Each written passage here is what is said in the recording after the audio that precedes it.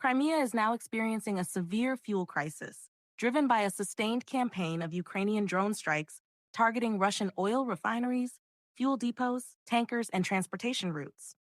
The disruptions have led to widespread fuel shortages, rationing measures, and sharply rising prices, while reports of black market fuel sales have also begun to emerge. That is the situation many residents in Russian controlled Crimea and parts of southern Russia say they are facing today. Long lines, fuel rationing, higher prices, and growing frustration are turning what began as a supply problem into a much broader challenge.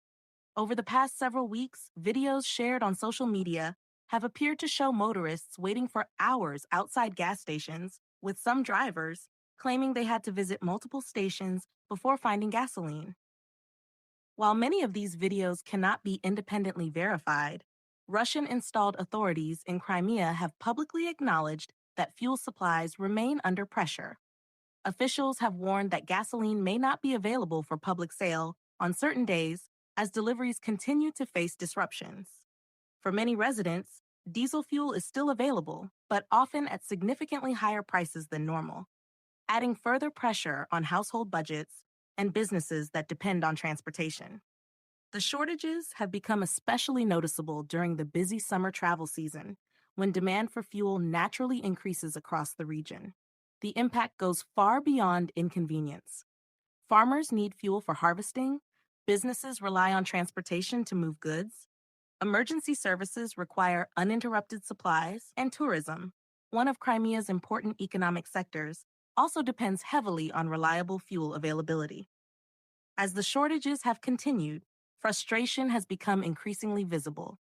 Social media posts have shown long queues stretching outside gas stations, and some local media outlets have reported arguments and confrontations between motorists waiting for hours to fill their vehicles.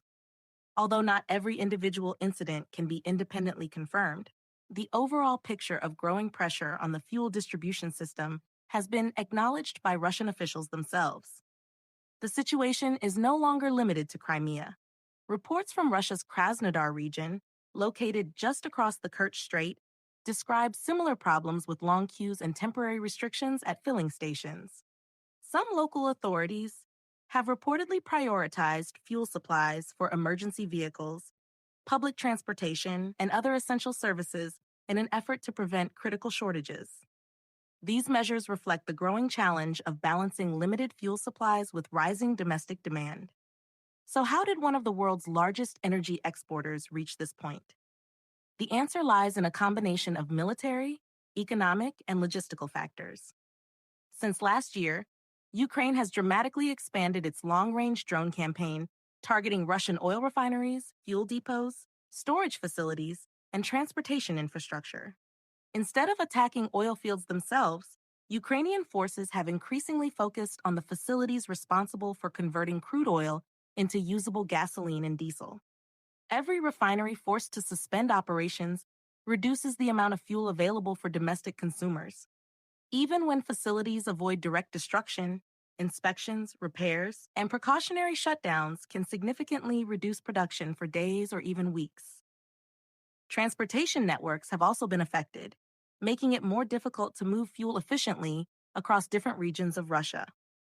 The result has been increasing pressure on domestic fuel supplies at exactly the time when seasonal demand is reaching its highest levels.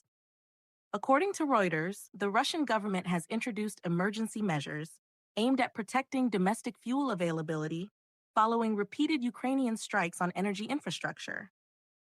Perhaps the most remarkable development is that Russia, traditionally known as one of the world's largest exporters of oil and refined petroleum products, has now begun importing gasoline by sea from India.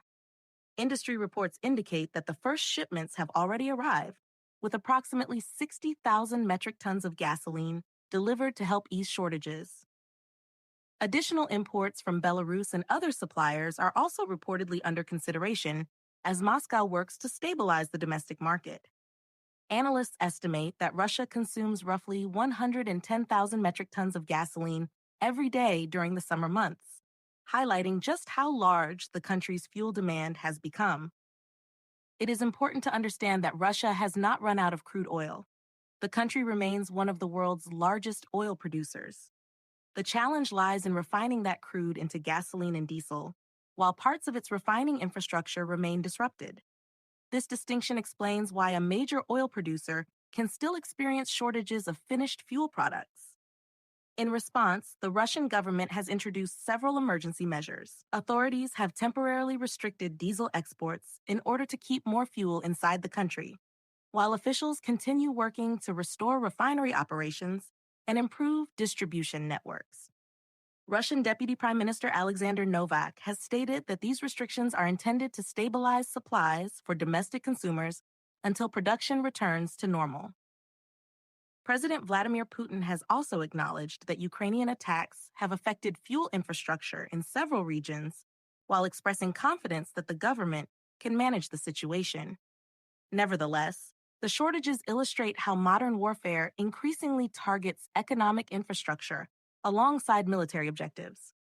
Rather than focusing exclusively on the battlefield, both sides are seeking to weaken each other's logistical capabilities, and energy infrastructure has become one of the most important strategic targets.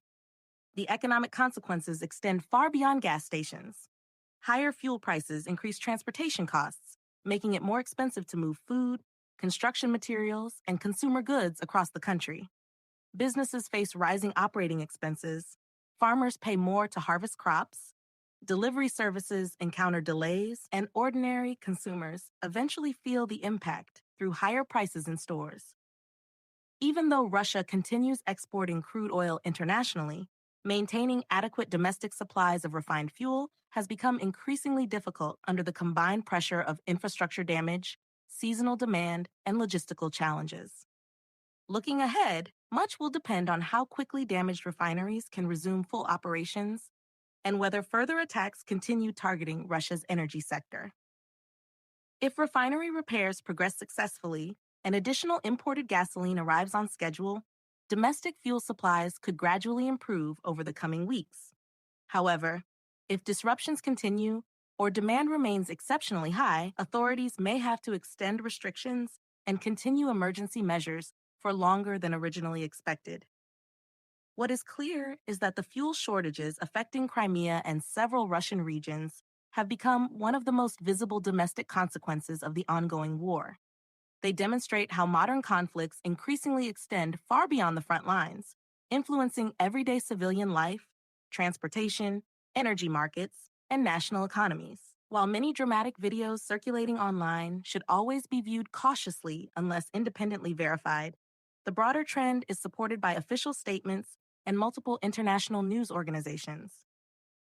For now, Russia faces the unusual challenge of ensuring sufficient gasoline reaches its own citizens while simultaneously managing one of the world's largest energy industries. A reminder that in today's conflicts, economic resilience can be just as important as military strength.